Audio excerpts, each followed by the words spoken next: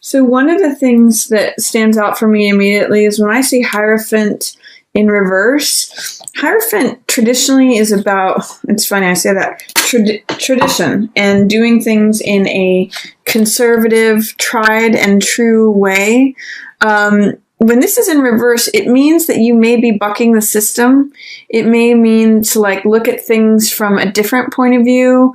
Maybe try something that you haven't ever tried before. Like if you have an old routine or an old system of doing things or ways that your community and society expect you to do things, this might be a good time to review that and to like depart from tradition. Last month we had a lot of we had the Uranus trine Sun and Moon with the full moon, and that was a good time to experiment. So this is saying to me that it may be a good time to experiment with things and go off the beaten track. Hierophant is all about society's rules, mores, spirituality, tradition, doing things in a conventional way. So there's some way, or maybe a little bit unconventional. It might be a good time to depart from traditional ways of doing things, from ways that society expects you to perform. And it may have to do with your savings. It may have to do with also like enjoying the luxuries that you have brought to yourself.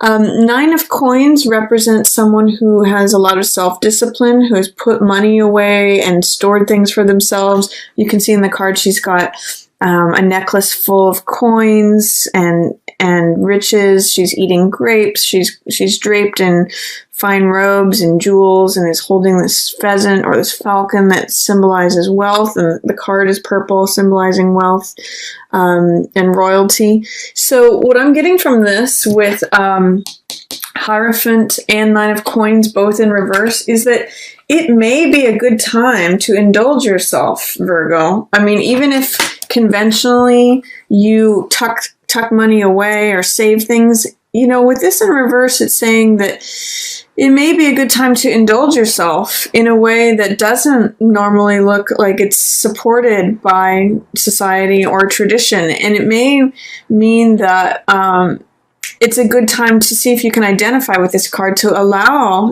there may be some money available to you that has resulted from your own self-discipline, whether it's you've been tucking things away in a savings or you've been working away at a job, or, you know, you may have saved some things that are valuable. This may be a good time to sell some things and enjoy the fruits of your efforts, even if it's frowned upon from society, even though if it's not a conventional thing to sell the family silver. Or, I mean, I'm not necessarily recommending one thing or another, but what I'm saying is that this is a time when unconventionality is favored, and maybe also getting over any doubts or fears about enjoying the luxuries that might be available to you. And I get the sense too, it might be a nice time to indulge yourself in something because there may be some sort of sorrow that you're dealing with or some sort of loss. Five of Cups represents sorrow and loss and grief. You can see that the 3 cups are spilled in the foreground, but in the background behind this figure, it's actually sort of the foreground, but the figure is focusing on the background here. So if the figure turns around, there's still 2 cups standing up. So there's still love available. But I get the sense that you might be getting over some grief, or you might have some sadness about something.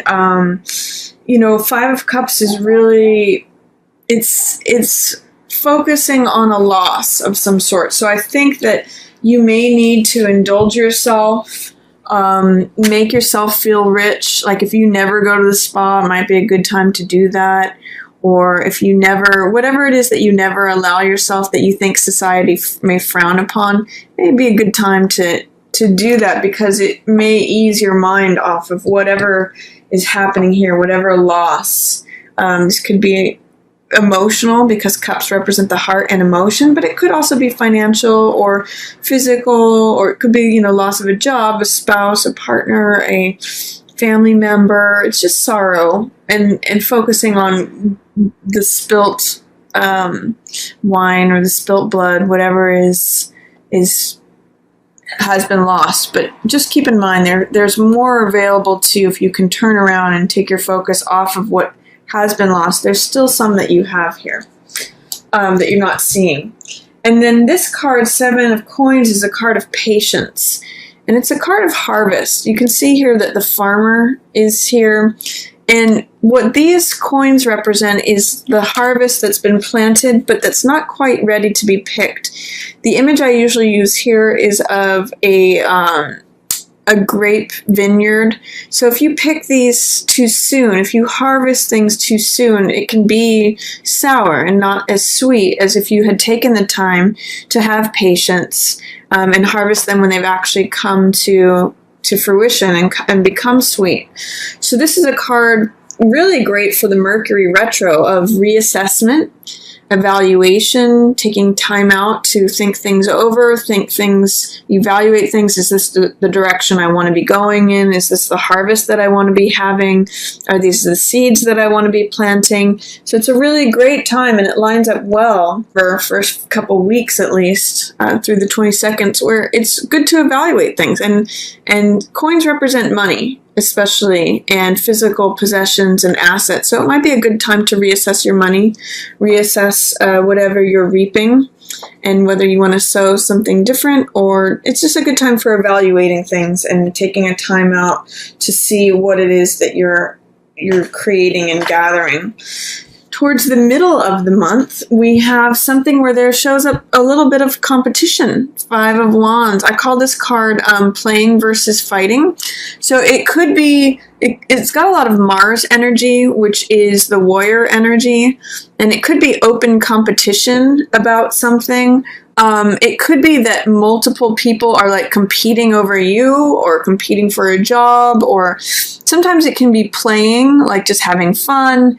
I look at it as like children playing with sticks or something, you know, and make believe and just playing, or it could be fighting. So it could be like open warfare. It could be like direct competition, you know, all the people scrambling for a job or for some sort of asset or something going on. There is an end that comes with this. So there might have been something that you've been fighting for a while, or vying for, or, you know, in competition with others for, but that's going to come to an end. This card is Death, which means the end of a cycle. So whatever it is that's come to a head, it's time for it to end. It's time to let go of something. I get the sense that it may be coupled with this card, 5 of Cups, because both of these are sort of somber figures. Both of them this one depicts a loss, and this one depicts an end. It's like an end of a cycle, letting go of the rose when it has completed its life. Its natural cycle is to end. So there's a way in which this card is saying whatever it is that's been going on with this, it's time to let it go. It might be like, sometimes this can just be like problems. This card can represent problems that you've been dealing with, things that are like petty annoyances, things that you just don't want to be working on anymore or dealing with. So that could be just a time to let those things go. Let go of your problems. Let go of what it is that's been kind of holding you back, or let go of this cycle of just feeling frustrated, feeling annoyed. See if you can lighten up and see it as just like playtime. See if you can see it as like just the absurdity of it, or, you know, there's this Buddhist quote that always comes to mind when I see this card, and it says, enjoy your problems, because the cycle is ending anyway. And then I see, too, in the middle of the month, there's Page of Swords, and there's 10 of Wands. And they're both in reverse. So Page of Swords is someone who is very idealistic. Traditionally, it's a younger person, so this could be an air sign, like a Gemini, an Aquarius, or a Libra. And it could be them, if you interact with Gemini, any of the air signs, Gemini, Aquarius, or Libra, it could be them showing up as the young part of themselves. It could be them being very idealistic or very dogmatic. Page of Swords says, I have this one belief and I'm willing to stand up for it. I'm willing to fight for it. It could be someone who's acting like a younger air sign and just saying, I want my way. This is what I believe. This is what I see. This is what I want. So it may be that you're coming to a place, Virgo, where you're feeling tired of that. And I'm looking at these 2 points of the swords, and they're almost like point to point. It's sort of like them being, dogmatic, or there's a lot of conviction in this card where they're like convicted towards a particular belief. Like, this is what I believe. This is what I say. This is what I want. This is what I'm acting upon. This is my one thought. And I dare you to challenge it, is kind of what this Page of Swords says. And Death is saying, nope, I'm done with that. I'm completing that cycle. I will go toe-to-toe with you. So Page of Swords is just sort of being like the younger version of themselves. It may even just be a younger person who's saying, I want it. I want this. This is what I believe. This is how I think. And Death is saying, you know what? You need to stop acting like a child. You need to move on from that. So if that's someone that you're dealing with, there may be an ending of a cycle of dealing with a younger person who's very dogmatic, convicted, or has conviction towards an ideal or the truth that they believe. There may be like toe-to-toe with Death with them middle of the month. And it's interesting because these are both fighting cards. Page of Swords says, I'm willing to stand on the mountaintops and shout my truth, and I'm willing to fight for it. And then Five of Wands is open fighting. So there is a way in which either the fighting is ending, or there's going to just be an end to it. Both of these are Wands cards, and Wands represent fire. So there's something of fire. This is a very active card, Five of Wands, and this is a very weary card. Like, this is a card of saying, I'm very tired. I've been carrying too much for too long. And the way out of this energy, this card is sometimes called oppression. The way out of this is to put down what is not necessary, to let go of what has been like weighing you down. There's like a fable by Aesop that talks about a donkey that's weighed down by all the sand, and then he steps into a river and lowers into the river and just lets all that sand go. So that's kind of like what the lesson of the Ten of Wands is about. If you've been carrying so much for so long, if you feel overburdened or oppressed, if you feel weary and like your back is going to break from all that you're carrying, I always suggest when this card shows up to find out what you can put down that's no longer necessary, what's yours and what's not yours. You may not feel like because the card's in reverse, there may be some fear or some doubt about the ability to put any of this down, but I want you to take a look at what it is that's not yours. What are you carrying that's not yours? Or what are you carrying that's not necessary, and what can you put down? So especially if it's in regards to a younger or someone who's acting younger air sign, so Gemini, Libra, Aquarius, any of those, if there's something that about them or that you're caring for them, it might be time to cut that. Death is saying there's the end of that cycle, especially if it's causing you a lot of like aggravation or problems, or just, this is like traffic is the feeling of this. This is like too many people vying for too many resources, competition, aggression, Mars energy, fighting warrior, petty, fighting over a parking space kind of feeling. So see what you can cut out of that, Virgo, that's not yours. That's the middle of the month. And it's a good time just, again, to reassess and review. That's the Seven of Coins energies giving you support here and saying, what is mine? What do I want to evaluate? What's the harvest that I want to walk away with? And Ten of Wands is saying, I've been carrying all this stuff. What can I put down? Even if you may have fear or resistance towards putting something down, look at what's not necessary and see if you can put that down, Virgo. It's going to lighten your load quite a bit. Then at the end of the month, we have, it's funny, you have a lot of like soldier and warrior energy in this whole month. This Nine of Wands is also, you know, a warrior. You can see the helmet that he's wearing. He's the survivor card. Here's another warrior taking time out of battle. That's Four of Swords. You know, King of Swords is another warrior, but he's a logical, thinking, reasonable, truth-seeking person, and he's going head-to-head with this Page of Cups, which is also a soldier, but he's more of like a messenger. He's not necessarily, he's more of a lover than a fighter. But, you know, with this card, this card, this card, this card, this card, this card, they're all sort of soldier, warrior, Mars energy. So there's, I get the sense, Virgo, that there's some sort of battle that you're fighting, especially towards the mid to the end of the month. But what's great about this card is this is the survivor card. Nine of Wands. I always think of this quote by Beckett when this card comes up, and it says, "Ever tried, ever failed, never mind, try again, fail better." Or there's a Buddhist quote that says, "Fall down 7 times, stand up 8."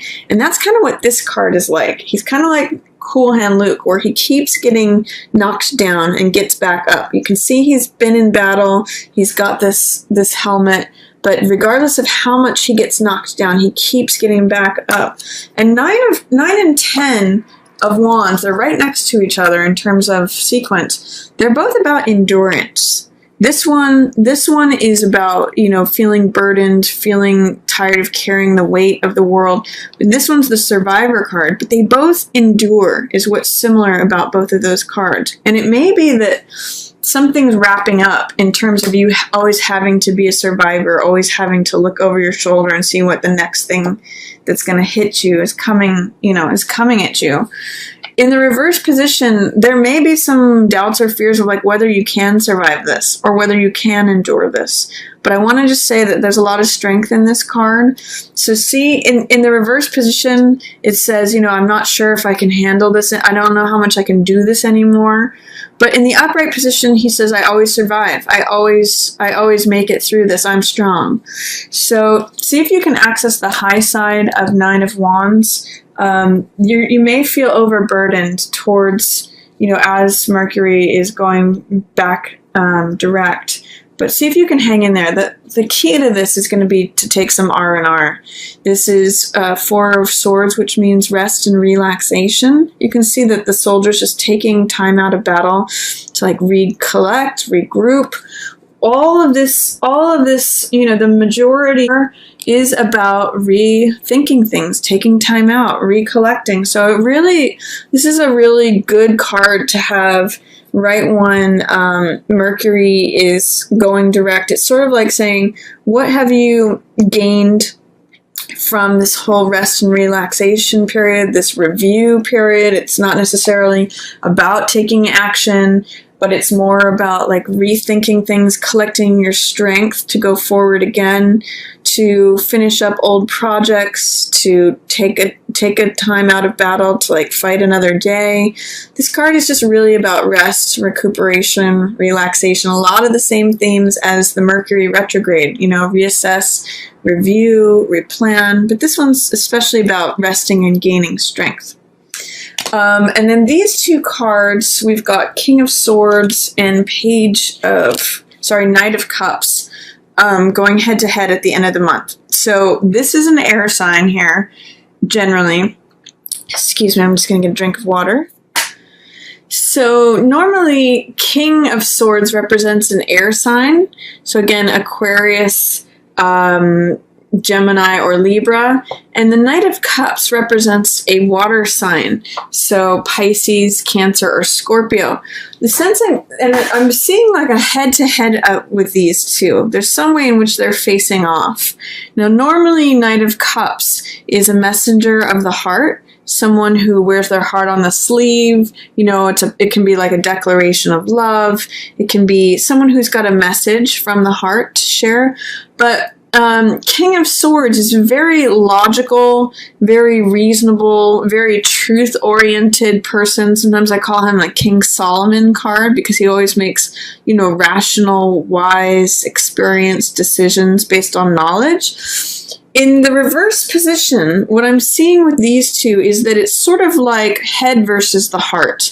There may be someone, and I'm getting the sense, you know, this Page of Swords and this King of Swords can be related. It could be father-son. It could be the younger side of the air sign and the older side of the air sign. You know, in the reverse position, King of Swords is sort of like the expert who doesn't want to hear anything else. It can kind of be like, you know, someone who's overly intellectual and rational and has no concept of heart energy, which this younger person does, this knight. So it could be, I'm seeing head versus the heart.